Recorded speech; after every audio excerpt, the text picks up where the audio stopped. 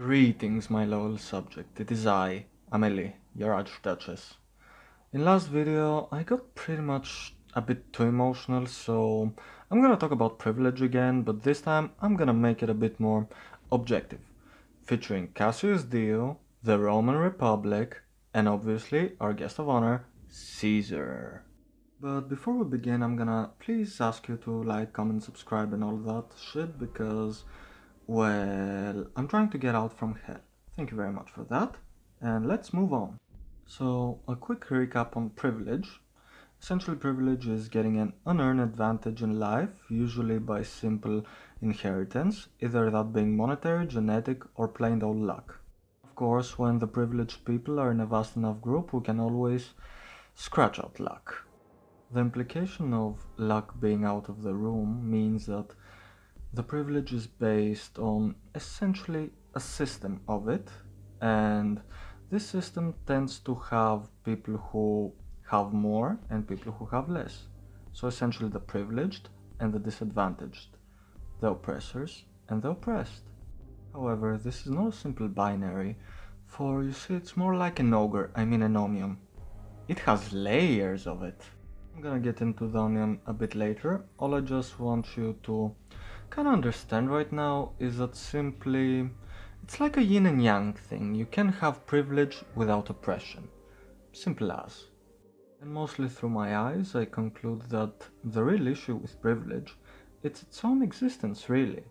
For, as mentioned before, yin and yang. For there to be an advantaged, there must be a disadvantaged. And by, you know, but checking one's privilege is not really a solution to the issue at hand. It's more of an awareness thing at the end of the day. You simply know where you stand in this onion of privileges and oppression. Are you in the core of the onion getting the most privileges, somewhere in the middle, or you're the outer layer who's gonna get discarded the first side of a knife? Who knows? However, by knowing when one stands in this onion of privileges, that doesn't really mean you can either see the bigger picture or the onion itself for what it is and you just see the layers, or it doesn't mean necessarily that something will change for you or for others just because you recognize where you were lucky or unlucky. Just because knowing how the dice fell doesn't really mean that you are gonna strive for any sort of change. How do we get to change, you may ask? I don't know. Like, why do you look at me? I'm just a street urchin observing things, calling myself an archduchess. Jesus, you really trust me? Come on, you should know by now. I'm not a trustworthy individual. Small parenthesis, individuality. Ah! Who the fuck thought it was a good idea to create individuality, like the dumbest philosophy out there? Really? But anyway, I'm ranting now. So, onion stuff, and now let's see the big onion, the holistic onion. Essentially that is where we realize that it's all a power game, or more like a military strategy of divide and conquer. For if the Gauls were united, how does a Caesar do a Caesar? Have you ever thought about that? Perfect transition, however, I do risk of sounding way too much, well, from the global north, essentially. I'm not gonna be glorifying Rome or anything, however, I am going to use it as a very good allegory on how systems, especially systems of privileges, are created, and systems of oppression in general, really, to be honest, and how they interact with a democratic society, more or less, because it's quite well documented and, well, I'm gonna stop justifying myself now, thank you very much, I'm gonna fangirl about the ancient Romans. In a very condescending way, of course. So let's get into it. Rome essentially was a city-state with a king. Eventually the kings were overthrown and they established a democratic system more or less.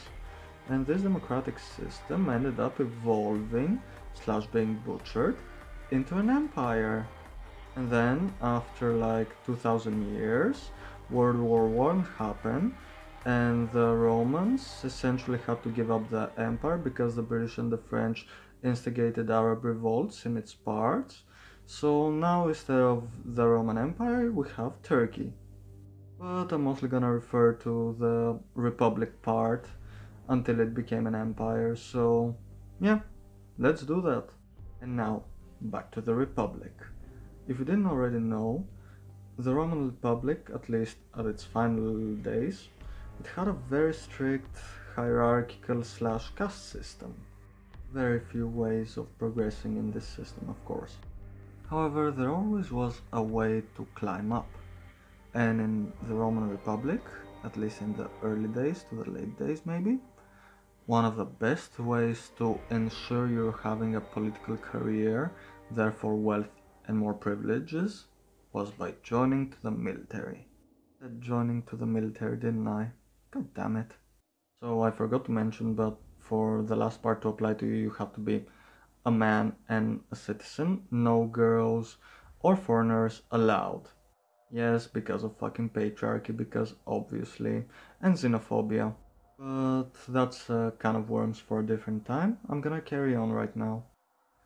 To serve in the military in Rome, especially once they had overthrown the king, did make a lot of sense if you really think about it, because the other city-states and kingdoms around it would see, oh, would you look at that? Free real estate, they don't have a ruler, now they have chaos. Thus, our fledgling republic needed some way to survive. Because also they decided to, well, have a republic, if you went and served in the military and protected the city from barbarian invaders, you would be seen as a hero. All of a sudden, you would be getting a lot more votes and political power. And of course, by having this political power and votes and, well, actual power, you would maybe try to encourage other people to join the army, or at least make it good for yourself. Therefore, Roman soldiers, after service and their payments, would get free farmland, usually from their conquests. That, by the way, for some reason were always defensive, like preemptive strikes. At least that's how the politicians would justify it, because in a democracy, it's very difficult for you to simply say, oh yeah, we're attacking them just because we can. But if you say we're attacking them because they're going to attack us, that's how you start a war as a democracy. So now those heroic and glorious people who were fighting in the wars essentially had all the power to make the laws, because people would simply vote for them.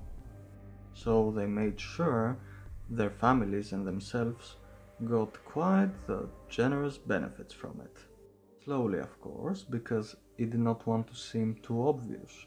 It's a bit easier to justify if you say all the Roman soldiers who fight in a war will get farmland, and you just happen to be a soldier who fought in a war, rather than I get all the farmland and you will serve me. Then you're a king, and remember what happened to the last king. Exactly. But there is always a way. Those who happen to have all the power tended up to try to accumulate as much as an advantage as they could, either that being paid better salaries, having more land, and especially this, having their children educated better, having better armor for when they serve so they have a better odds of survival, and thus this goes on, essentially making a class. Also, I'm gonna clarify and say that this did not happen overnight, it happened over generations of groups accumulating more and more power, slowly but inevitably. Nevertheless, these advantages would stack over time, and therefore creating essentially a military-based caste system that existed in Roman society. And unlike us, that we currently live in a caste system essentially that's based on more wealth rather than brute military force, the Romans would tend to fling their castes and their wealth and their status quite often, especially when they had served in the military. And this evolution really happened quite naturally to them, because think about it, you're in the army, you risk your life for your city, you should be rewarded with a bit of land. Then your kid does it, then your kid does it, then his kid does it, and essentially all the men in your family create a vast amount of wealth. The new soldiers want to conquer more, want to defend more, and thus also them getting some privileges. It creates essentially the illusion of a ladder. However, those families who already had a head start would essentially end up at the top, with more families a bit lower than them, and more a bit lower than them, and more a bit lower than them, and you get it, and so on and so forth, until you have the lowest of the lows and the highest of the highs. Over an even longer period of time, these classes essentially took roots, and this system was essentially entrenched in the common psyche of any given Roman citizen. But there was a vast majority of people who could not really influence the politics. These were called the plebeians. They were typically not landowning and typically did not serve in the military. To avoid any ideas, the upper classes decided that the best course of action to avoid, well, another populist rebellion like the one who had taken the head of the king, was essentially to keep the plebeians content. So concessions were made. It's what they called breads and circuses. But they were also giving some, but limited, political power. There were some people that were elected by the plebeians, called tribunes of the plebs, which had essentially veto power to keep the upper classes in check compared to the lower classes. So the start of the Republic was essentially a free-for-all where anybody could get their hands on power, and as time went on and dust settled, it created a system that essentially necessitated service in the military, thereby by extension necessitating warfare to exist and to have any social and economic progress. It needed to have a system which would give hope to those who did not have power or land that one day, if they serve obediently and serve in the military, they will get that land. And thus also ensuring that the ones who were on the top and had the most land, people would not seek to try to get their land, because the army would provide conquests and the land of others.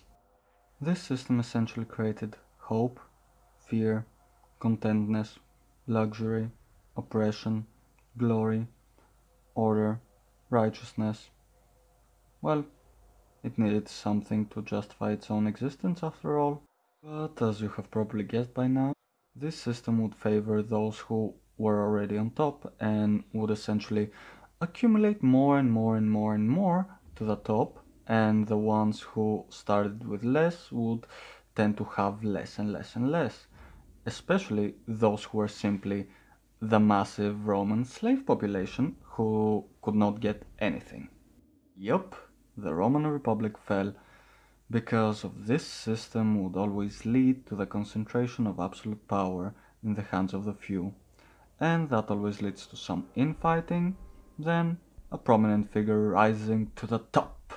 But we're gonna have our first guest call for today, Cassius Dio!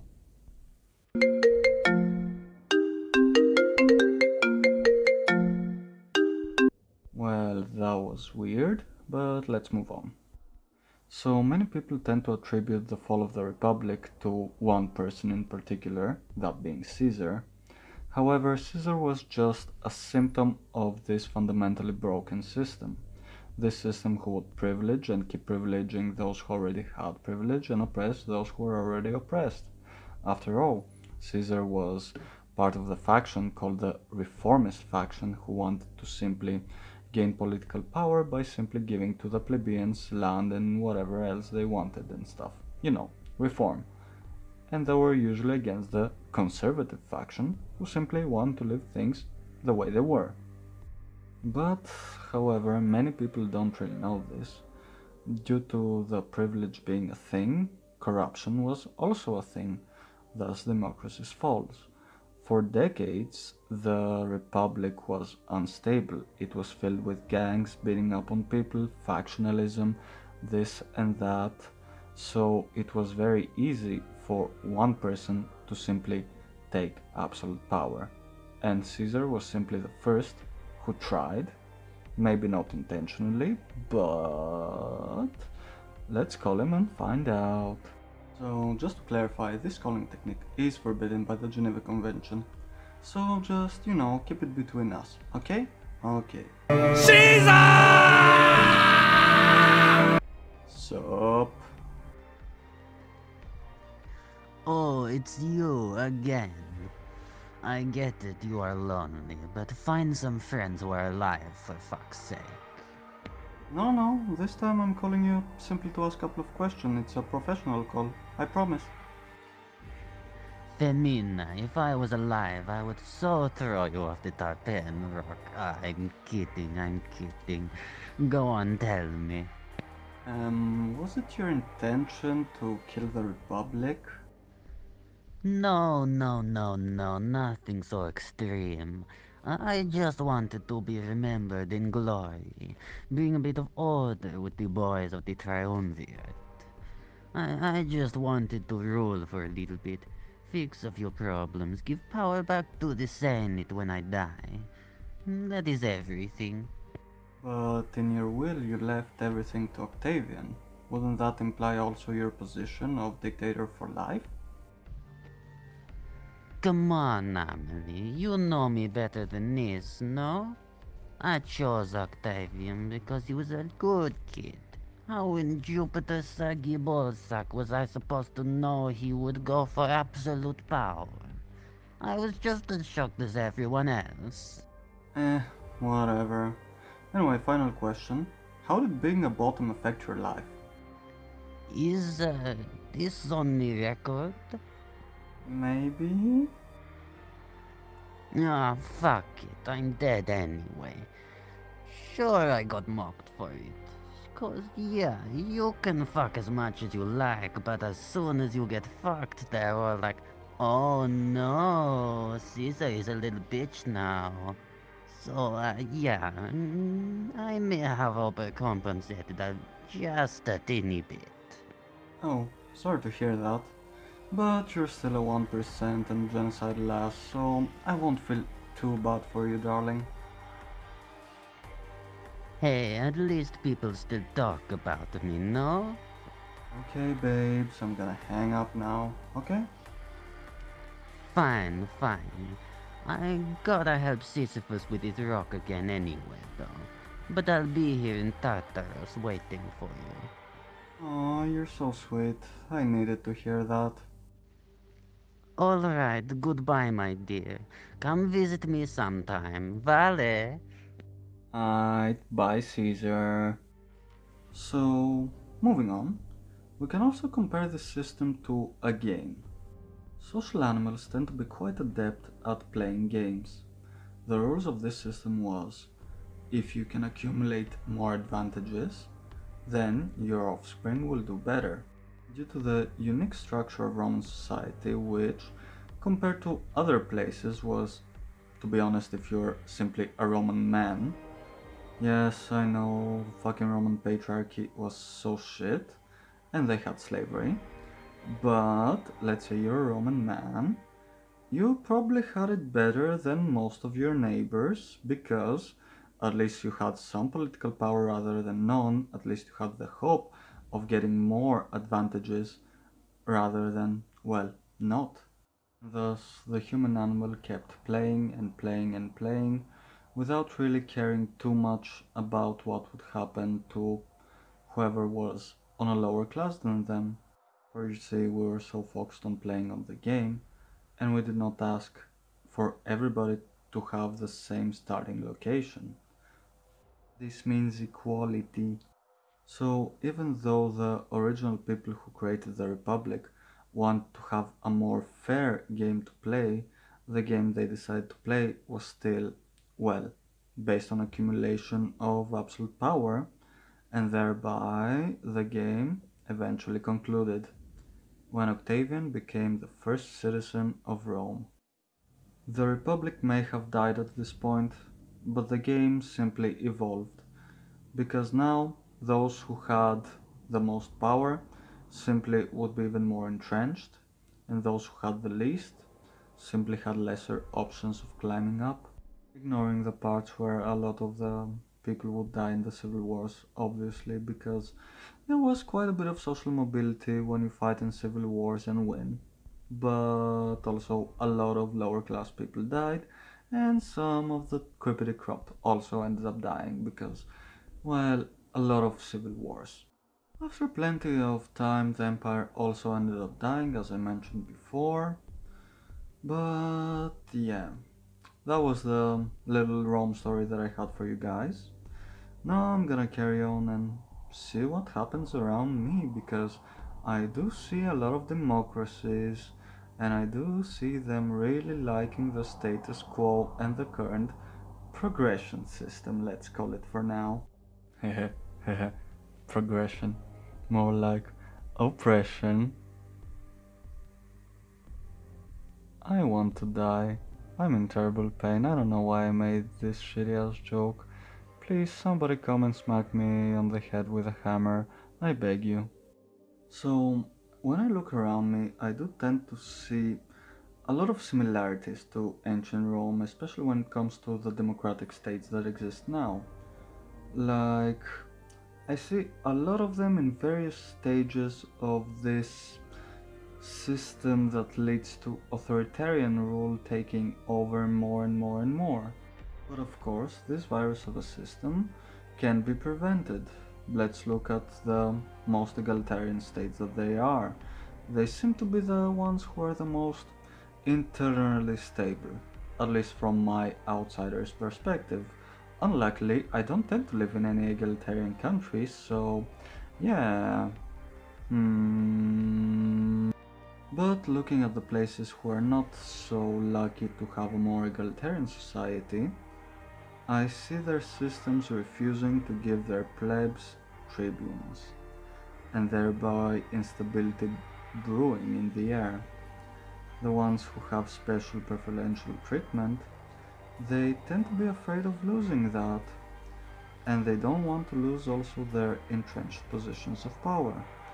So what's happening? A lot of internal instability and factionalism. And then they promote to the simple pleb who has a little bit more than their other plebs, that the ones lower are coming for them, and well, you get how this onion works, this pyramid, you know, every class is afraid of the one who is beneath them and stuff. So, while every other class is distracted with the one who is immediately above them for losing even the illusion of any power they might perceive to have, the ones on the pyramid are pretty much safe. It should be said though that in most places people tend to be content, because watching what's happening around me, there's always this growing sense of tension and fear of the other, either that being a refugee, your local anarchist, a woman, a protester, and of course, the occasional dictator like Putin, I mean Stalin. So let's have a deeper look on the division between privileged and underprivileged, and I will be talking in absolutes here, so I know that many people who have privileges really do want to change the world and they're trying their best, but most tend to not really, well, give a shit. So if you're a person who's trying their best to change the world, please do carry on, but I simply don't want to sound too harsh on you. Alright, you're warned, bye. The ones with privilege either try to get more, or they're comfortable in their position and pretend to care. Yeah, go to hell, neoliberals. Actually, a neoliberal is, they have a center-right stance and are very much against changing anything with the institutions of any given state. They only believe that it is the individual problem. So let's say police are racist, they're gonna say no, they are a few racists, but the police itself is not a racist institution. That's oversimplified and neoliberal. But I digress. Essentially, when people are very high on the social ladder, they try to get higher, or at least stay wherever they are. And when they pretend to care, that shit's really annoying. The oppressed, on the other hand, well, mostly because, well, there's so many more of us, because, well, if you're not on the tip of the top, somebody's oppressing you, like it or not. You might be more free than the next person below you, but still, you do answer to someone for some reason. But essentially, this leads a lot of different ways people can react. So, some of them try to change the system from within. However, the system tends to be essentially a living organism on its own, and usually the ones who actually go honestly inside of it to change it, they end up getting changed themselves and not trying anymore. Some simply emigrate or escape their country if they can. Some stay with their local community and try to address the issues on a more personal slash communal level, which is a very good approach, I believe. And to be honest, I really miss having those communities around me. Some people try to demand change as individuals, and usually that leads nowhere. However, a vast majority seems to be content and don't realizing that working two full-time jobs and a side gig just to make ends meet may not be very, well, pleasant, even though they will be so overworked that they can't really do anything else but work. And this brings me to the idiots who, even though they are quite low class and oppressed, they really believe that, well, they are better than someone just because they might have some white privilege or a little bit of extra, and essentially would blame literally everyone else but the ones who are actually oppressing them, and would not really view themselves as being oppressed, and would advertise themselves as simply struggling but due to their bad decisions. So, self hating, hating others, and never blaming the ones who are actually responsible. Fundamentally, though, very many people want change, yet, due to there being inner conflicts due to the pyramid slash onion of privileges, keeping people fighting between themselves and not seeing the bigger picture, well, nothing's really happening now, is it? Many more are also simply content with the breads and circuses they have, because if the animal is strict at winning the game, it will be quite happy and will not really want any change to it. And the human animal is also quite remarkable because it is able to adapt at the most shit situations, then justify them as normal or natural. Wow, there really should be a documentary by aliens about how people live and what they tell themselves. It would be amazing. I would watch that if I was an alien. Alas though, we get angry. Our anger is without guidance. We blame ourselves for not working hard enough.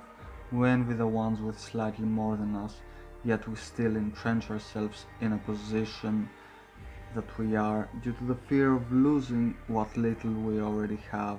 Okay, I'm losing my train of thought here. I'm gonna go to bed and be back tomorrow. Alright, good night. Good morning. After having a terrible night's sleep and coffee, I did realize that I did forget something. The fear people tend to have for punishment, or at least the perception of punishment. For many people with privilege, it has been also gained over a vast period of time, like the earlier example with the Romans, like wealth, or anything from the global north that was essentially gained through colonialism and stuff. So yeah, privilege and wealth accumulated over a long period of time. So many people today that either had benefited or still benefit from institutions of racism, or just happen to be born in the wealth of their ancestors who simply happen to participate in maybe slavery or something, they have this very visceral reactions of, wait a minute, I'm not racist, I'm not responsible about what my ancestor did, Why should I have to give up what I have because my ancestors were pieces of shit? Why should I get punished? At least I assume that plenty of people are thinking in those parameters. And on the one hand I kinda get it, but it kinda makes sense for them to have this frightful and visceral reaction because they hear a lot of people who their ancestors have oppressed, and their ancestors are dead but they're still alive, so what they have can be taken away, so they're scared, they fear punishment. However, even though I understand it, there is no punishment. The so-called punishment is simply a strive for equality. However, either due to ignorance or compliance to a system of oppression, in exchange for special treatment and privileges, most of the more advantaged plebeians really don't want to work with people who are less advantaged because they're scared of potential lashing out upon themselves. So they do not see the benefits they would also be gaining, and they do not see the injustices that would be solved. They see themselves being attacked, and therefore they're being scared. So to quickly recap here, privileges are simply a way that a system of oppression rewards those who play along the rules. No matter where you are, there's always something you can gain and something you can lose. So you fight very hard not to lose anything, and you also try very hard, even though you're doomed to fail, to get more of something. And the game being played does tend to lead to absolutism. Now, let us ask ourselves the questions: how do we counteract that? As I mentioned in my previous video where I got a bit emotional, eating the rich, cut 'em, boil 'em, throw 'em in a stew, ask the Dutch for a recipe for the Prime Minister, that sort of thing. That really sounds ideal on theory, but in practice it will simply lead to a different system of absolute rule, thereby creating a new privilege system because violence tends to be leading at violence. And also because states and those people with the most wealth and power can get a lot of people to do what they want in exchange for money and a fraction of their power, and they do have a monopoly on violence, so challenging them on their strongest point does not really seem that smart, that tactical of a way of breaking this game. I mean, a bit of violence tends to be needed, but a full-on revolution does tend to lead of, well, reigns of terror. Look at the Stonewall riots, that's an acceptable amount of violence and completely justified. And then look at Robespierre. Yeah, we don't want another Robespierre. The French literally had to invent democracy 5 times. Could do though is build a community that, well, this community will be local and it will be based on cooperation in the struggle we all call existence, rather than making a hierarchy of power or wealth or whatever other hierarchy and privilege and special treatments that one might get. Communities can simply, try to help people out no matter what they need. Maybe they just need a place they can call home and be accepted at. Boom. Maybe some people are hungry and homeless, so they can be fed, because some people will have, means of feeding them. Maybe occupy a building to provide shelter for those who do not have anywhere to go. Maybe educate each other for literally anything. It doesn't matter, just create a real sense of community with a real sense of equality in it. Build communities that we can be free, when we can be accepted, when we can help each other and be helped by each other. To be free of either oppression or the compulsive drive to the top. To be actually useful to society in a meaningful way. Listen to the unheard and allow them to speak to you. and for the ones who are socially above you, allow them to see how they're being either played by a system or by their own animalistic psychology of comfort seeking and winning. Break the chains of contempt, expand, build something new within. Yeah, I know this sounds hard and a bit impractical, but it's a start. If we make all communities wherever we are locally that will simply support the ones who need it, well, eventually this might lead to something, at least to social change, if not legal one. But I really don't have an actual answer that I know, okay, we do this and everything works out. I mean, I wish I can say, okay, let's burn all the governments down. But alas, as mentioned before, out-violencing the most violent entities in existence ain't gonna be easy, and a lot of bad compromises will be made, and most likely than not, we end up in another system of oppression, another system of privileges, because those who are fighting in the revolution might get ideas that they will need, better treatment, or some of them were more revolutionary than others. Then what? Then we create the same militaristic system of oppression that we had. So why not simply make a new system outside of the current one?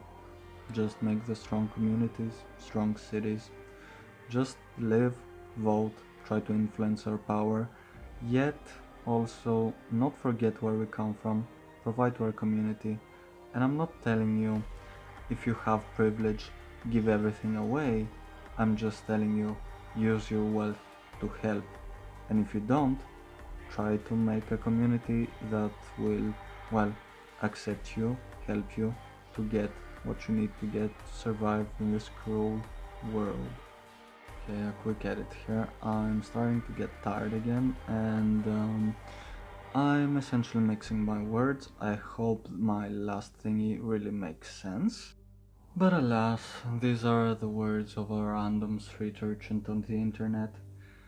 It's my idiotic observations that are probably have some base of reality but are very misguided. I don't know. I'm trash. So if you're listening to this, which you probably are not, please spread this video like the plague. I tend to live in a place that is quite terrible for me, and I have no community, and I cannot even start building one here. And I can't even get hormones in Bulgaria, I'm too old for this shit. Spread this video like the plague, make YouTube send me money, I'm gonna make a Patreon, get the way out of here, get my hormones, have a great life. And I hope you do have a great life also. Bye, love you all.